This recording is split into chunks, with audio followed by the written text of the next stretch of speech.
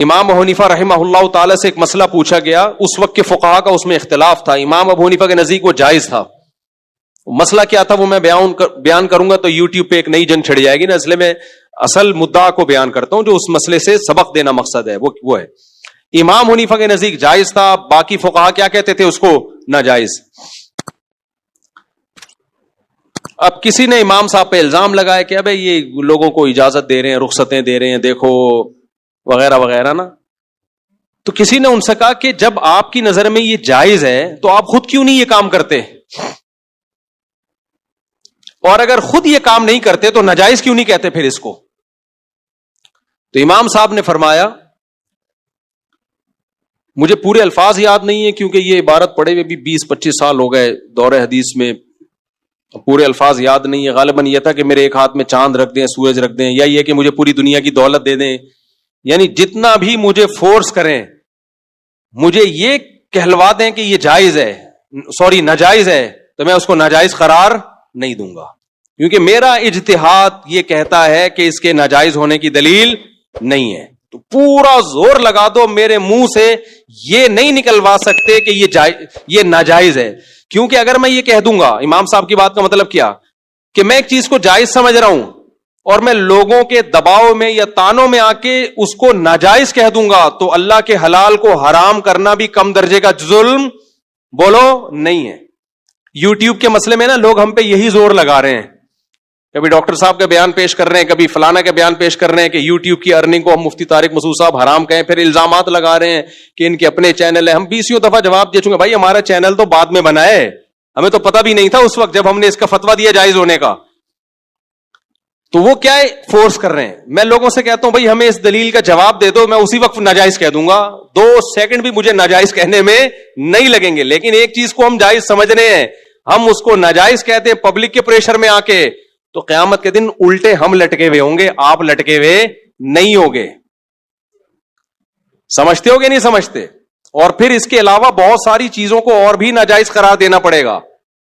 اب یہ ٹاپک چل گیا تو میں اس کو، کیونکہ لوگ پھر شارٹ کلپ بناتے ہیں، پہلے وہ امام صاحب کی بات مکمل کر لوں. تو امام صاحب نے کہا کہ مجھ سے یہ نکلوا دو نا کہ یہ ناجائز ہے، پوری ایڑی چوٹی کا زور بھی لگا دیا جائے گا، میں اس کو ناجائز نہیں کہوں گا. تو یہ مجتہد اور فقیہ کا کام ہوتا ہے کہ اگر وہ کسی چیز کو جائز سمجھ رہا ہے تو اس کے ناجائز قرار دینا بھی جرم ہے. جیسے ناجائز کو حلال کر دینا، حرام کو حلال کر دینا جرم ہے، ایسے ہی حلال کو حرام کر دینا بھی کیا ہے؟ بہت بڑا جرم ہے. مشرکین یہی جرم تو کیا کرتے تھے. حلال حرام کی اتھارٹی کس کے پاس ہے؟ صرف اور صرف اللہ کے پاس. اب میں ایک مثال دیتا ہوں یوٹیوب کی آمدن سے متعلق. لوگ مجھے کہہ رہے ہیں بنوری ٹاؤن کا فتویٰ ہے، دارالعلوم کرنگی کا تو کوئی اس بارے میں واضح فتویٰ موجود نہیں ہے. بنوری ٹاؤن جو یوٹیوب کی آمدن کو حرام کہتا ہے نا، وہ کہتے ہیں وہ لوگ، وہ اس لیے کہ وہ ویڈیو ہی کو حرام کہتے ہیں. یہ جو ہماری ویڈیو بن رہی ہے یا علماء کی ویڈیوز آ رہی ہیں، وہ اسی کو تصویر میں داخل سمجھتے ہیں. تو اگر آپ ان کے اس فتوے کو فالو کرتے ہو تو پھر پورا فالو کرو. آپ پھر ویڈیو ہی کو حرام سمجھو، یوٹیوب کی میں کسی بھی کانٹینٹ کو حرام سمجھو آپ. تو ہمیں اس پہ اعتراض نہیں ہے، وہ بھی علماء ہیں اور اہل حق علماء ہیں. جب علماء کا کسی مسئلے میں اختلاف ہوتا ہے تو کوئی کسی کی بھی رائے کو بھی فالو کر لے تو اس میں ملامت نہیں ہوتی. تو اگر آپ ان کی اس رائے کو فالو کرتے ہو کہ ویڈیو حرام ہے، پھر یوٹیوب چھوڑ دو، آپ ٹک ٹاک میں جائز چیزیں دیکھنا بھی چھوڑ دو، یہ ان کی رائے ہے. تو جب ان کی یہ رائے ہے تو پھر تو وہ یوٹیوب کا سارا سیٹ اپ ہی ان کے نزدیک ناجائز ہو گیا نا. ہمارے ہاں تو جو فتویٰ دے رہے ہوتے ہیں نا یوٹیوب کی آمدن حرام ہے، وہ یوٹیوب پہ آ کے ہی دے رہے ہوتے ہیں. تو بنوری ٹاؤن کی نظر میں تو یہ عمل ہی ناجائز ہے، یوٹیوب پہ آنا ہی ناجائز ہے. آپ کا بات سمجھ میں؟ ہماری قوم میں نا منفی سوچ بہت ہے. میں نے کہا یوٹیوب کی آمدن جائز ہے، دلائل کے انبار لگائے، اصل میں اپنا چینل ہے نا. یار تم ہر وقت الٹا کیوں سوچتے ہو؟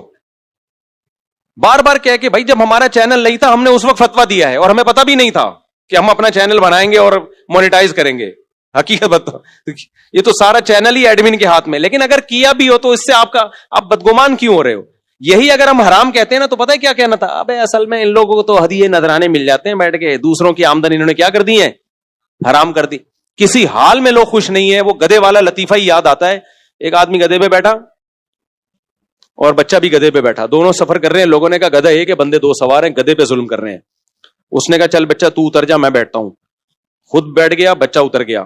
لوگوں نے کہا باپ ہونے کا ناجائز فائدہ اٹھا رہا ہے, چھوٹا بچہ ہے, بٹھانا اس کو چاہیے, کمزور ہے, خود تو طاقتور ہے, جوان آدمی ہے, لیکن چونکہ باپ ہے تو باپ ہونے کا ناجائز فائدہ. اس نے بچے کو بٹھا دیا, خود اتر گیا. لوگوں نے کہا ابھی سے بدتمیز بنا رہا ہے بچے کو گدھے پہ بٹھایا ہوا ہے اور باپ گدھے کی لگام لے کے چل رہا ہے آگے, تو اس کا مطلب یہ تو بچے کو ابھی سے فرعون بنا رہا ہے, باپ کی تمیز ہی ختم ہو جائے گی. اس نے کیا کیا, اس نے خود دونوں اتر گئے, گدھا خالی. انہوں نے کہا دنیا میں دیکھنے میں گدھا یہ لگ رہا ہے, حقیقت میں گدھے یہ ہیں, کیونکہ سواری موجود ہے اور پھر بھی پیدل جا رہے ہیں. تو اس نے اٹھا کے نا دریا میں پھینک دیا گدھا. یہ آخری کام غلط کیا, یہ بالکل گدھوں والا کام کیا اس نے.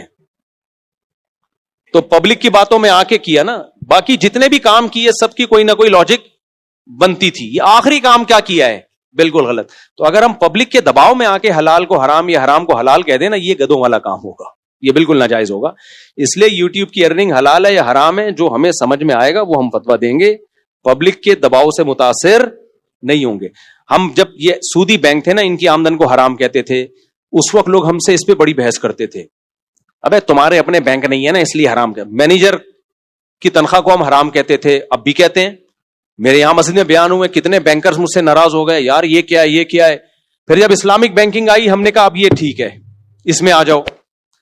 تو پہلے ہم جو خالص سودی بینک ہیں ان کو حرام کہتے تھے, اس پہ بھی پبلک کو اعتراض ہوتا تھا اسی مسجد میں کہ بھائی یہ تو پوری دنیا سود پہ چل رہی ہے, پوری دنیا کا نظام یہ حرام کیسے ہو گیا.